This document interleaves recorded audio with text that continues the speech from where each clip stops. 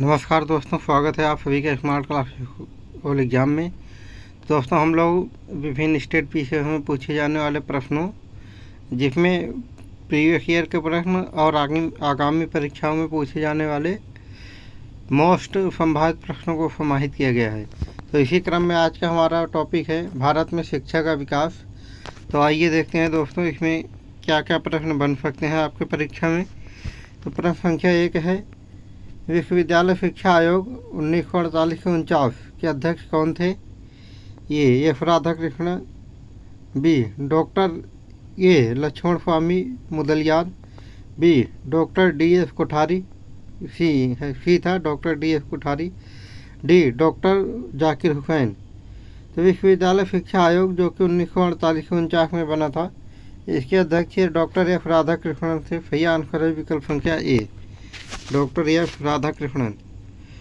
विश्वविद्यालय शिक्षा आयोग 1948-49 में डॉक्टर एस राधाकृष्णन की अध्यक्षता में स्थापित किया गया था, ताकि भारतीय विश्वविद्यालय शिक्षा पर रिपोर्ट दे सके और सुधार और विस्तार का सुझाव दे सके। प्रश्न संख्या 2 है, किस आयोग ने विश्वविद्यालय अनुदान आयोग यूजीसी की स्थापना की थी? ए हंटर आयोग, बी खर्जंट योजना, सी विश्वविद्यालय शिक्षा आयोग, डी कोठारी आयोग। तो विश्वविद्यालय शिक्षा आयोग ने ही विश्वविद्यालय अनुदान आयोग की सिफारिश की थी। सही आंसर है विकल्प संख्या सी, विश्वविद्यालय शिक्षा आयोग 1948-49 ने डॉक्टर एस राधाकृष्णन की अध्यक्षता में विश्वविद्यालय अनुदान आयोग यानी कि यूजीसी की स्थापना की सिफारिश की, ताकि विश्वविद्यालय के वित्त पोषण और मानकों की निगरानी और नियंत्रण किया जा सके। प्रश्न संख्या 3 है, कोठारी आयोग की नियुक्ति किस वर्ष हुई थी? ए 1964, बी 1965, सी 1966, डी 1967। कोठारी आयोग की स्थापना 1964 ईस्वी में की गई थी। सही आंसर है विकल्प संख्या ए, कोठारी आयोग, जिसे भारतीय शिक्षा आयोग भी कहा जाता है, की नियुक्ति 1964 ईस्वी में की गई थी, ताकि भारत में शिक्षा के सभी पहलुओं की जांच की जा सके और भारत के शैक्षिक विकास के लिए नीतियों की सिफारिश की जा सके। प्रश्न संख्या 4 है, हंटर आयोग की नियुक्ति के समय भारत के गवर्नर जनरल कौन थे? A lord Ripon, B lord Curzon, D lord Lytton, C lord Lytton, D lord Mayo. Hunter आयोग की नियुक्ति के समय भारत के गवर्नर जनरल लॉर्ड रिपन थे। सही आंसर है विकल्प संख्या ए। दोस्तों, हंटर आयोग 2 था, एक लॉर्ड चैमफोर्ड के समय था और जलियांवाला बाग हत्याकांड की जांच के लिए था, और ये वाला शिक्षा से संबंधित है, लॉर्ड लिटन। हंटर आयोग, जिसे भारतीय शिक्षा आयोग के नाम से भी जाना जाता है, की नियुक्ति 1882 में लॉर्ड रिपन के कार्यकाल के दौरान हुई थी, ताकि 1854 के डिस्पैच के बाद के शिक्षा में हुई प्रगति की समीक्षा की जा सके। प्रश्न संख्या 5 है, किस रिपोर्ट में भारतीय प्राथमिक शिक्षा को अनिवार्य और निःशुल्क बनाने की सिफारिश की गई थी? ए वुड का डिस्पैच, बी वर्धा योजना, सी हंटर आयोग, डी खर्जंट योजना। हंटर आयोग में प्राथमिक शिक्षा को अनिवार्य और निःशुल्क बनाने की सिफारिश की गई थी। सही आंसर है विकल्प संख्या सी, सॉरी ये वर्धा आयोग में था। सही आंसर है विकल्प संख्या बी। 1935 में महात्मा गांधी के नेतृत्व में बनाई गई वर्धा योजना में मातृभाषा में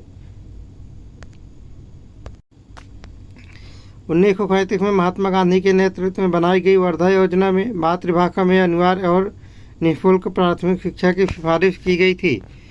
प्रश्न संख्या 6 है, भारत के पुनर्निर्माण के लिए खर्जंट योजना किस वर्ष बनाई गई थी? ये 1940, बी 1942, सी 1944, डी 1946।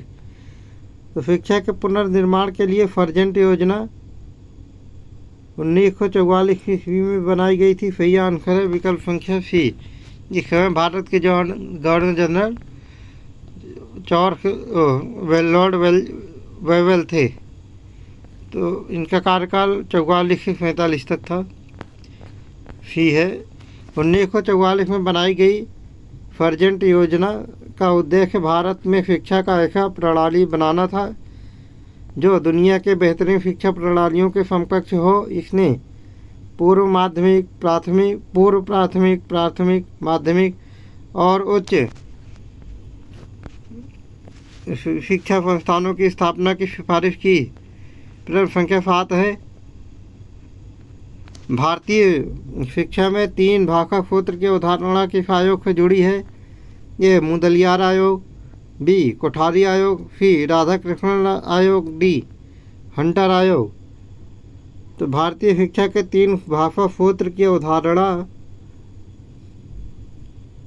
कोठारी आयोग से जुड़ी हुई है। सही आंसर है विकल्प संख्या सी।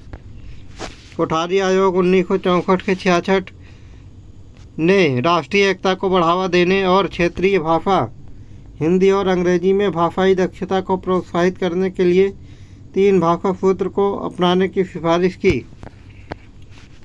प्रश्न संख्या 8 है, माध्यमिक शिक्षा आयोग 1952 से 53 के अध्यक्ष कौन थे?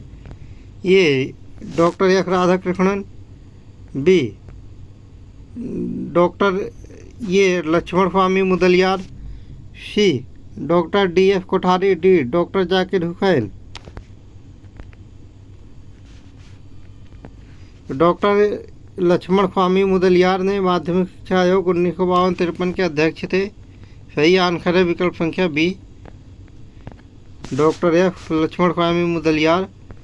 माध्यमिक शिक्षा आयोग 1952 से 53 के अध्यक्ष डॉक्टर ए लक्ष्मण स्वामी मुदलियार थे और यह आयोग भारत में माध्यमिक शिक्षा में आवश्यक सुधारों पर केंद्रित था। प्रश्न संख्या 9 है, राष्ट्रीय शिक्षा नीति पहली बार किस वर्ष में बनाई गई? ये 1968, बी 1976, सी 1986, डी 1992। तो राष्ट्रीय शिक्षा नीति पहली बार 1968 में बनाई गई थी। सही आंसर है विकल्प संख्या ए, 1968। राष्ट्रीय शिक्षा नीति की पहली बार 1968 में कोठारी आयोग की सिफारिशों के आधार पर बनाई गई थी। इसका उद्देश्य सभी स्तरों पर शिक्षा के विकास को बढ़ावा देना और एक समान शैक्षिक संरचना को प्रोत्साहित करना था। प्रश्न संख्या 10 है, 1986 में राष्ट्रीय शिक्षा नीति की घोषणा के समय भारत के राष्ट्रपति कौन थे? A doctor R Venkataraman, B Giani Zail Singh, C Shankar Dayal Sharma, D V Giri. तो 1986 में राष्ट्रीय शिक्षा नीति की घोषणा के तहत भारत के राष्ट्रपति ज्ञानी जैल सिंह थे। सही आंसर है विकल्प संख्या बी, राष्ट्रीय शिक्षा नीति की घोषणा 1986 में ज्ञानी जैल सिंह की अध्यक्षता के दौरान की गई थी। इसका उद्देश्य शैक्षिक अवसरों को बढ़ावा देने और पूरे भारत में शिक्षा की गुणवत्ता में सुधार करना था। प्रश्न संख्या 11 है, वुड के डिस्पैच 1854 को भारतीय शिक्षा के इतिहास में किस नाम से जाना जाता है? A charter act, B Magna Carta, C शिक्षा संकल्प, डी नीति निर्माण। तो वुड का डिस्पैच 1854 को मैग्ना कार्टा, भारतीय शिक्षा के मैग्ना कार्टा के नाम से जाना जाता है। तो सही आंसर है विकल्प संख्या बी, वुड डिस्पैच 1854 को भारतीय इस समय वो थे गवर्नर जनरल डलहौजी 1848 से 56। भारतीय शिक्षा के इतिहास में भारतीय शिक्षा का मैग्ना कार्टा कहा जाता है क्योंकि इसने भारतीय शिक्षा प्रणाली की नींव रखी और प्राथमिक माध्यमिक और उच्च शिक्षा के लिए मार्गदर्शन दिया। प्रश्न संख्या 12 है, मद्रास विश्वविद्यालय की स्थापना किस वर्ष की गई थी? ये 1847, बी 1857, सी 1867, डी 1877। मद्रास विश्वविद्यालय की स्थापना 1857 ईस्वी में की गई थी। सही आंसर है विकल्प संख्या सी। और इसी समय कलकत्ता और बॉम्बे विश्वविद्यालय की भी स्थापना की गई थी। मद्रास विश्वविद्यालय की स्थापना 1857 में हुई थी। यह कलकत्ता विश्वविद्यालय और बॉम्बे विश्वविद्यालय के साथ भारत में उच्च शिक्षा के विकास के लिए स्थापित किए गए 3 प्रमुख विश्वविद्यालयों में से एक है। प्रश्न संख्या 13 है, फेडरल आयोग 1917 से 1919 का मुख्य उद्देश्य क्या था? ए. प्राथमिक शिक्षा का सुधार, बी. माध्यमिक शिक्षा का सुधार, सी. विश्वविद्यालय शिक्षा का सुधार, डी. तकनीकी शिक्षा का सुधार। फेडरल आयोग जो कि 1917 से 1919 तक था, इसका उद्देश्य था विश्वविद्यालय शिक्षा में सुधार। सही आंसर है विकल्प संख्या सी। इस समय भारत के गवर्नर जनरल लॉर्ड चैम्सफोर्ड थे। इनका कार्यकाल 1916 से 1921 तक था। फेडरल आयोग 1917 से 1919 का मुख्य उद्देश्य कलकत्ता विश्वविद्यालय और अन्य भारतीय विश्वविद्यालयों में उच्च शिक्षा के सुधार के लिए सुझाव देना था। इसकी सिफारिशों ने भारतीय उच्च शिक्षा प्रणाली में महत्वपूर्ण बदलाव लाए। प्रश्न संख्या 14 है, अलीगढ़ मुस्लिम विश्वविद्यालय की स्थापना किस वर्ष हुई थी? ए. 1864, बी. 1875, सी. 1889, डी. 1920। अलीगढ़ मुस्लिम विश्वविद्यालय की स्थापना 1920 ईस्वी में हुई थी। डॉक्टर फैयाद अहमद खान ने किया था। सही आंसर है विकल्प संख्या डी। वैसे तो इसकी स्थापना एंग्लो ओरिएंटल मुस्लिम कॉलेज के नाम से यह 1875 में ही कर दी गई थी, लेकिन यहाँ पे अलीगढ़ मुस्लिम विश्वविद्यालय की बात की गई है तो 1920 में था। अलीगढ़ मुस्लिम विश्वविद्यालय की स्थापना 1920 ईस्वी में हुई थी। इसे सर सैयद अहमद खान ने स्थापित किया था और इसका उद्देश्य भारतीय मुसलमानों के बीच आधुनिक शिक्षा को बढ़ावा देना था। प्रश्न संख्या 15 है, गांधी जी के नेतृत्व में वर्धा योजना कब शुरू की गई थी? ए. 1920, बी. 1935, सी. 1942, डी. 1948। गांधी जी के नेतृत्व में वर्धा योजना 1935 में शुरू की गई थी। सही आंसर है विकल्प संख्या बी, 1935। वर्धा योजना महात्मा गांधी के नेतृत्व में 1935 में शुरू की गई थी। इसका उद्देश्य बुनियादी शिक्षा को बढ़ावा देना और भारतीय ग्रामीण शिक्षा में शिक्षा का प्रसार करना था।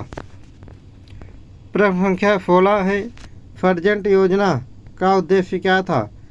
ये उच्च शिक्षा का विस्तार, बी.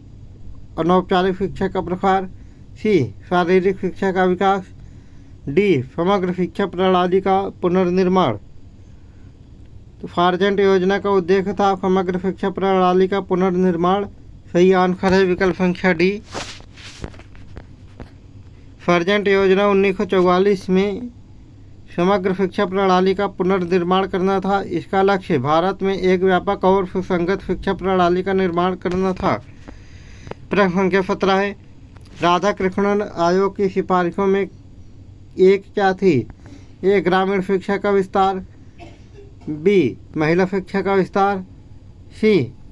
व्यावसायिक शिक्षा का प्रसार, डी. विश्वविद्यालय अनुदान आयोग की स्थापना। राधा कृष्णन आयोग ने कई सारी सिफारिशें की थी, जिनमें से एक सिफारिश प्रमुख थी विश्वविद्यालय अनुदान आयोग यानी कि यूजीसी की स्थापना।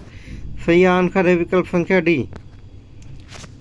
राधा कृष्णन आयोग 1948-49 की सिफारिशों में से एक विश्वविद्यालय अनुदान आयोग यानी कि यूजीसी यूनिवर्सिटी ग्रांट कमीशन की स्थापना थी, जिसका उद्देश्य भारतीय विश्वविद्यालयों के वित्त पोषण और मानकों की निगरानी करना था। प्रश्न संख्या 18 है, 1968 की राष्ट्रीय शिक्षा नीति के प्रमुख लक्ष्य क्या थे? ए. साक्षरता दर में वृद्धि, बी. तकनीकी शिक्षा का विस्तार, सी. सार्वभौमिक प्राथमिक शिक्षा, डी. उपरोक्त सभी। तो 1948 की शिक्षा नीति के प्रमुख लक्ष्य थे साक्षरता दर में वृद्धि, तकनीकी शिक्षा का विस्तार, सार्वभौमिक प्राथमिक शिक्षा यानी कि सभी थे। तो सही आंसर है विकल्प संख्या डी। प्रश्न 1968 में राष्ट्रीय शिक्षा नीति का उद्देश्य साक्षरता दर में वृद्धि, तकनीकी शिक्षा का विस्तार और सार्वभौमिक प्राथमिक शिक्षा को बढ़ावा देना था। इसे कोठारी आयोग की सिफारिशों के आधार पर बनाया गया था। प्रश्न संख्या 19 है, माध्यमिक शिक्षा आयोग 1952 से 53 की सिफारिशों में क्या शामिल था? ये व्यावसायिक शिक्षा की शुरुआत, बी. हिंदी को अनिवार्य भाषा बनाना, सी. एक समान पाठ्यक्रम, डी. स्नातकोत्तर शिक्षा का सुधार। तो माध्यमिक शिक्षा आयोग 1952 से 53 की मुख्य सिफारिश थी व्यावसायिक शिक्षा की शुरुआत। सही आंसर है विकल्प संख्या ए। माध्यमिक शिक्षा आयोग 1952 से 53 की सिफारिशों में व्यावसायिक शिक्षा की शुरुआत शामिल थी ताकि छात्रों को व्यावसायिक कौशल प्राप्त हो सके और वह रोजगार के लिए तैयार हो सके। प्रश्न संख्या 20 है, आज़ाद भारत की पहली शिक्षा मंत्री कौन थी? ए इंदिरा गांधी, बी सरोजिनी नायडू, सी विजय लक्ष्मी पंडित, डी भगवती देवी शर्मा। दोस्तों इसमें कोई भी पहला शिक्षा मंत्री नहीं था, वो थे अबुल कलाम आज़ाद।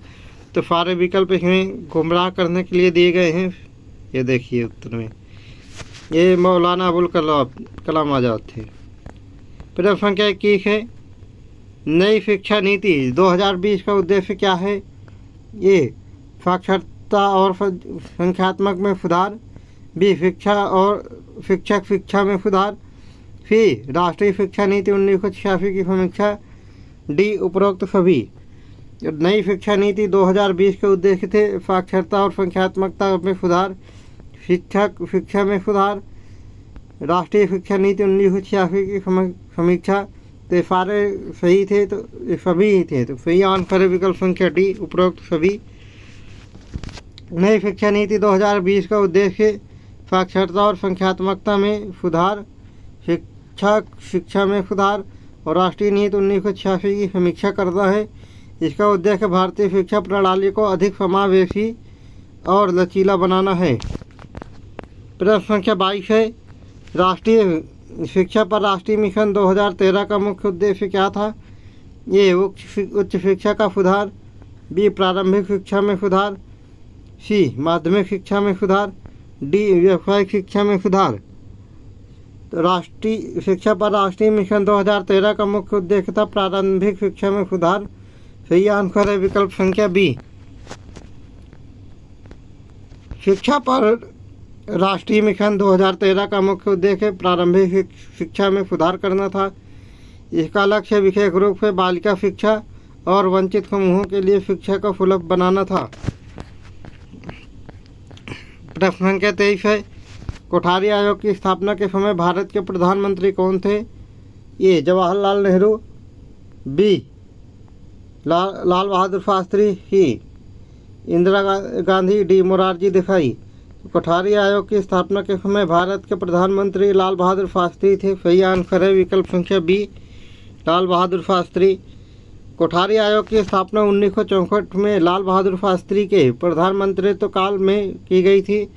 इसका उद्देश्य भारत में शिक्षा के सभी स्तरों की समीक्षा करना और सुधार के लिए सिफारिशें देना था।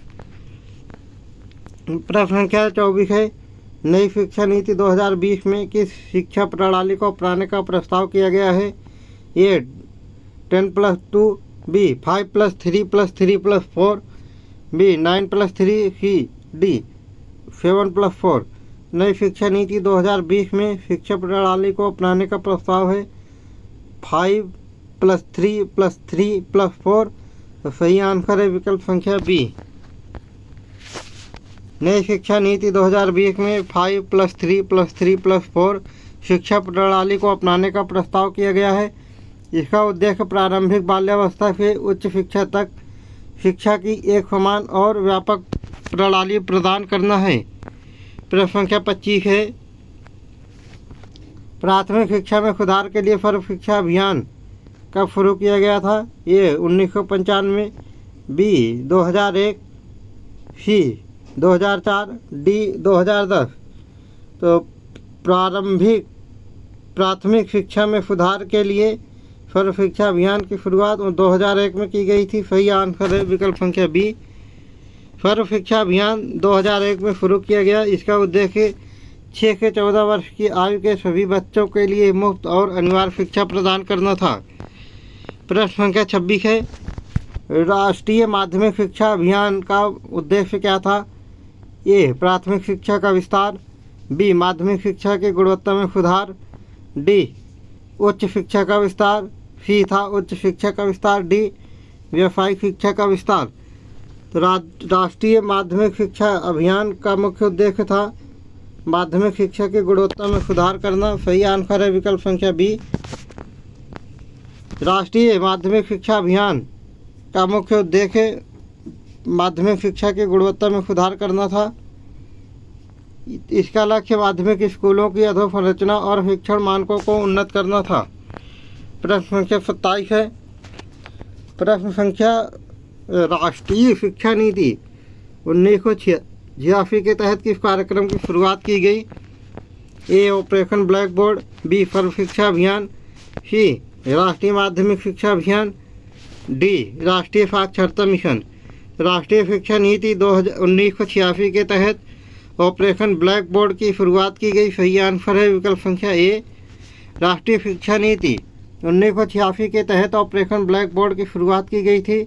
इसका उद्देश्य प्राथमिक स्कूलों की बुनियादी सुविधाओं में सुधार करना और शिक्षकों को आवश्यक सामग्री प्रदान करना था। प्रश्न संख्या 28 है। National institute of open schooling यानी कि NIOS की स्थापना किस वर्ष हुई थी? A 1979, B 1989, C 1995, D 2000। National institute of open schooling यानी कि NIOS की स्थापना 1989 में की गई थी। सही आंसर है विकल्प संख्या B. National institute of open schooling यानी कि NIOS की स्थापना 1989 में की गई थी। इसका उद्देश्य दूरस्थ शिक्षा और ओपन स्कूलिंग के माध्यम से शिक्षा की पहुंच को बढ़ाना है। प्रश्न संख्या 29 है। 1956 में शिक्षा के क्षेत्र में एक व्यापक सुधार के लिए किस आयोग का गठन किया गया? ए कोठारी आयोग, बी मुदलियार आयोग, सी फेडरल आयोग, डी राधाकृष्णन आयोग। 1956 में शिक्षा के क्षेत्र में व्यापक सुधार के लिए मुदलियार आयोग का गठन किया गया था। सही आंसर है विकल्प संख्या बी। 1956 में शिक्षा के क्षेत्र में व्यापक सुधार के लिए मुगलियार आयोग का गठन किया गया था। इस आयोग ने माध्यमिक शिक्षा में के सुधार पर जोर दिया और एक प्रभावी माध्यमिक शिक्षा प्रणाली की शुरुआत की सिफारिश की। प्रश्न संख्या 30 है। नवोदय विश्वविद्यालय प्रणाली की स्थापना किस वर्ष की गई थी? ए 1960, बी 1970, सी 1980, डी 1986। नवोदय विद्यालय की स्थापना 1986 के तहत की गई थी। सही आंसर है विकल्प संख्या डी। नवोदय विद्यालय प्रणाली की स्थापना 1986 में की गई थी। इसका उद्देश्य ग्रामीण और पिछड़ा क्षेत्र में गुणवत्तापूर्ण शिक्षा प्रदान करना था। प्रश्न संख्या 31 है। भारतीय शिक्षा प्रणाली में स्वावलंबी शिक्षा के सिद्धांत को बढ़ावा देने के लिए किस योजना की सिफारिश की गई थी? ए वर्धा योजना, बी खरजंट योजना, सी कोठारी योजना, डी माध्यमिक शिक्षा आयोग। भारतीय शिक्षा में स्वावलंबी शिक्षा के सिद्धांत को बढ़ावा देने के लिए वर्धा योजना की सिफारिश की गई थी। सही आंसर है विकल्प संख्या ए। वर्धा योजना ने स्वावलंबी शिक्षा के सिद्धांत को बढ़ावा देने की सिफारिश की थी, जिसमें शिक्षा को जीवन के आवश्यकताओं से जोड़ने और चरित्र निर्माण पर बल देने की बात की गई थी। प्रश्न संख्या 32 है। स्वतंत्र भारत की पहली शिक्षा नीति कौन सी थी? ए 1986 की राष्ट्रीय शिक्षा नीति, ए 1968 की राष्ट्रीय शिक्षा नीति, बी 1986 की राष्ट्रीय शिक्षा नीति, सी 1992 की राष्ट्रीय शिक्षा नीति, डी 2000 की शिक्षा नीति। तो स्वतंत्र भारत की पहली शिक्षा नीति 1968 की राष्ट्रीय शिक्षा नीति थी। सही आंसर है विकल्प संख्या ए। स्वतंत्र भारत की पहली राष्ट्रीय शिक्षा नीति 1968 में लागू की गई थी। इसका उद्देश्य शिक्षा की गुणवत्ता और पहुंच को सुधारना था और यह कोठारी आयोग की सिफारिशों पर आधारित थी। प्रश्न संख्या 33 है। साक्षर भारत मिशन का उद्देश्य क्या था? ए बच्चों की शिक्षा में सुधार, बी महिला साक्षरता, सी विश्वविद्यालयों का पुनर्निर्माण, डी तकनीकी शिक्षा का विस्तार। प्राथमिक साक्षर भारत का उद्देश्य महिला साक्षरता को बढ़ाना था। सही आंसर है विकल्प संख्या बी। साक्षर भारत मिशन का उद्देश्य विशेष रूप से महिला साक्षरता को बढ़ाना और वंचित समूहों को साक्षर बनाना था। यह 2009 में शुरू किया गया था। प्रश्न संख्या 34 है, राज्य शिक्षा मंत्री के रूप में मोरारजी देसाई का कार्यकाल किस दौरान था? ये 1991, बी 91 से 92, बी 1992 से 56, सी 1957 से 62, डी 1963 के 67।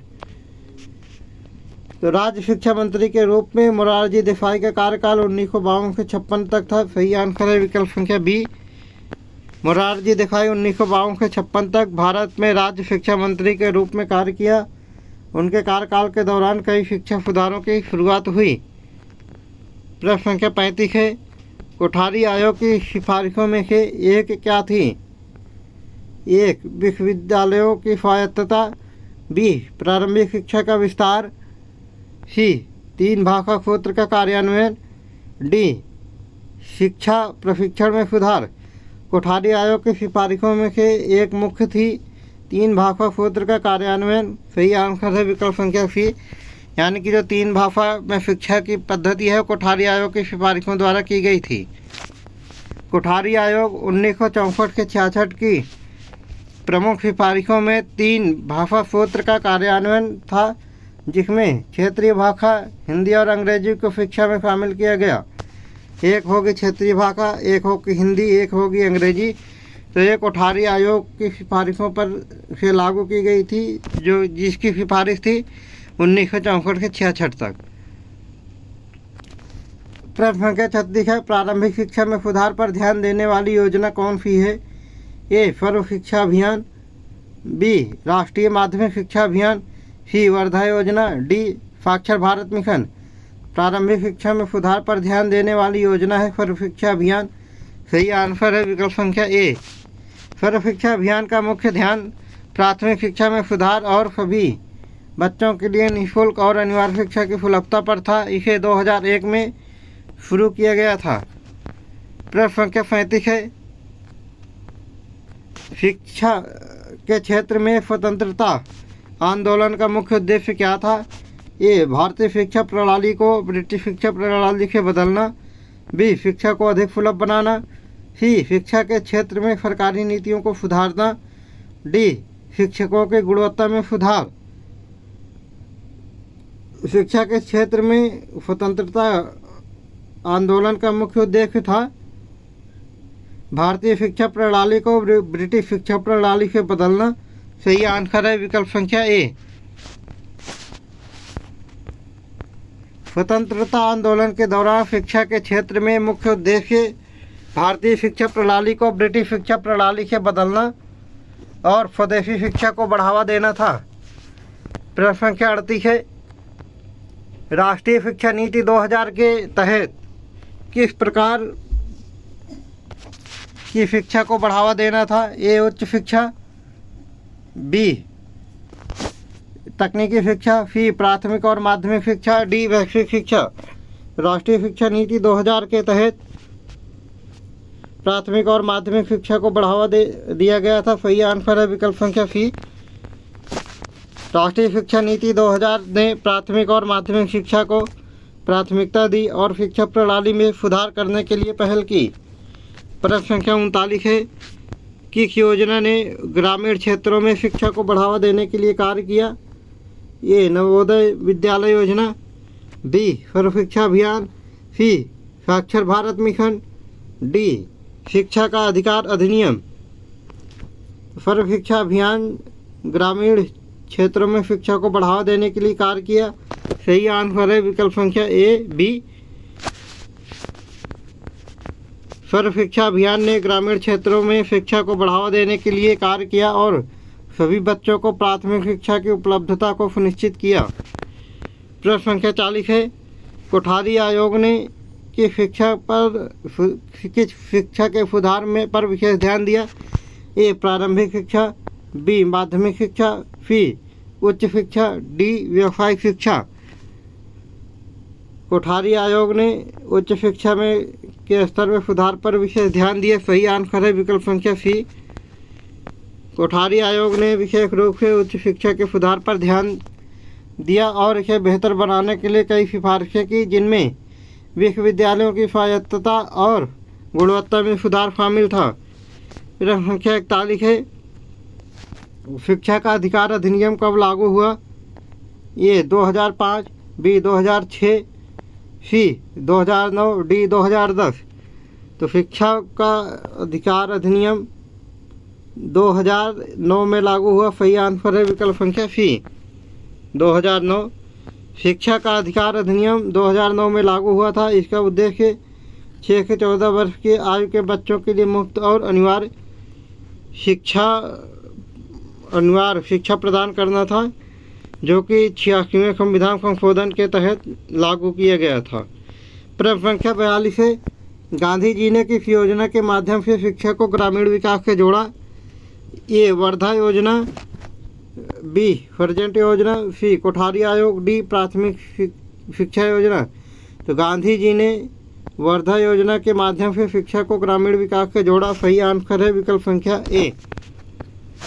गांधी जी की वर्धा योजना ने शिक्षा को ग्रामीण विकास से जोड़ा और ग्रामीण इलाकों में बुनियादी शिक्षा को महत्वपूर्ण माना।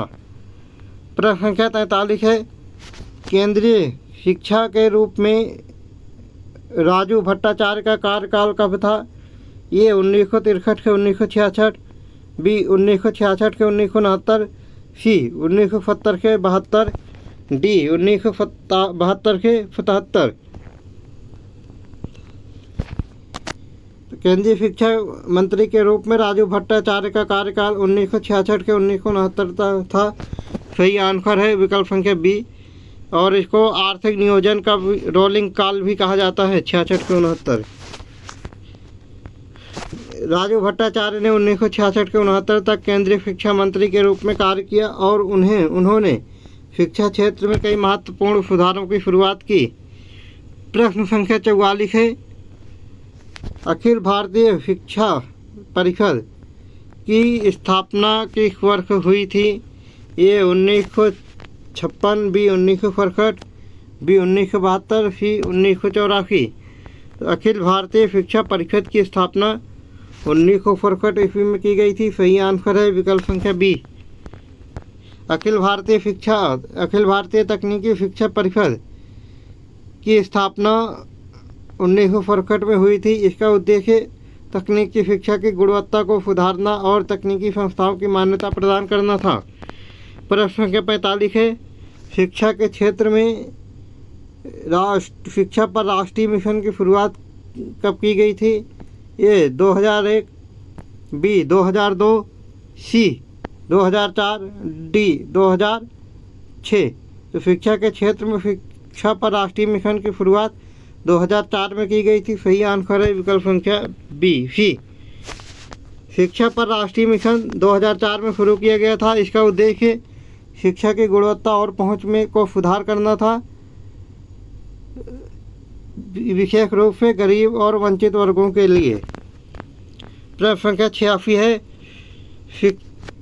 शिक्षा की गुणवत्ता में सुधार पर केंद्रित योजना कौन सी है?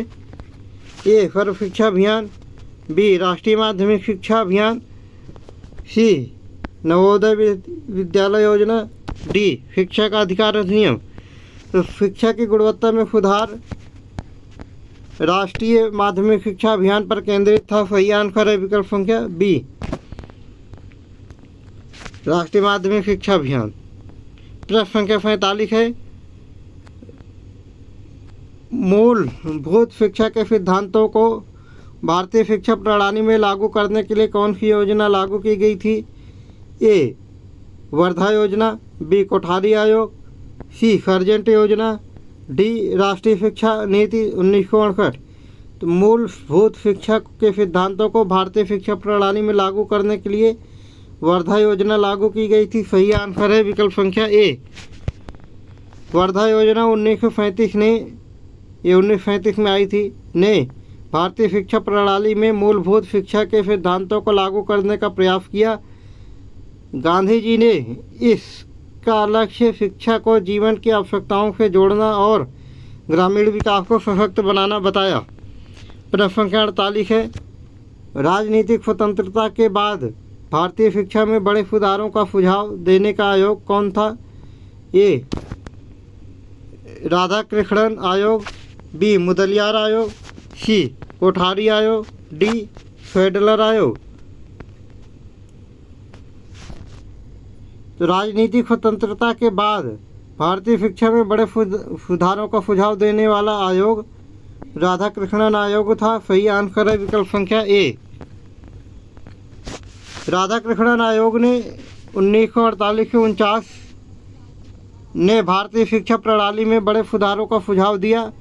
इसकी सिफारिशों ने भारतीय शिक्षा, उच्च शिक्षा और विश्वविद्यालयों की संरचना को नई दिशा प्रदान किया।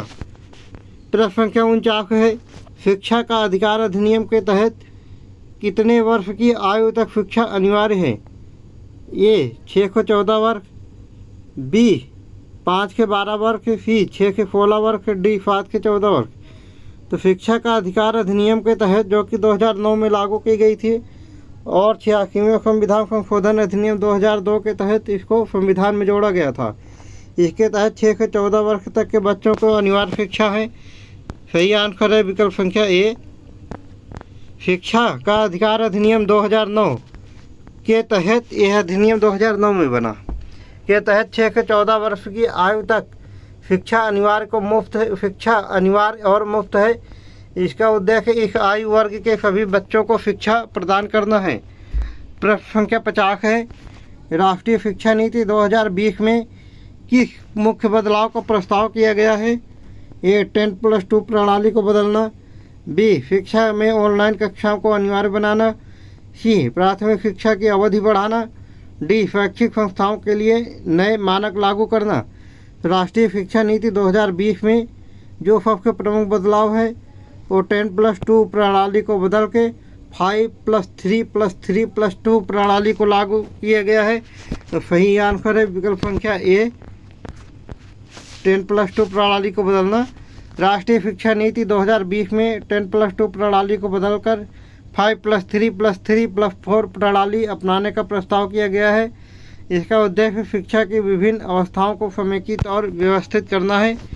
तो दोस्तों, आज का टेस्ट हम यहीं पे समाप्त करते हैं, और इसी तरीके के वीडियो और टेस्ट को, जो कि आपकी परीक्षा में सुनिश्चित सफलता का मार्गदर्शक है, अगर इसको लगातार देखना चाहते हैं बिना रुके हुए, तो हमारे channel smart classes for exam को लाइक, सब्सक्राइब और शेयर ज़रूर करें। कल फिर मिलेंगे दोस्तों इसी चैनल पर नेक्स्ट वीडियो के साथ में। तब तक के लिए जय हिंद,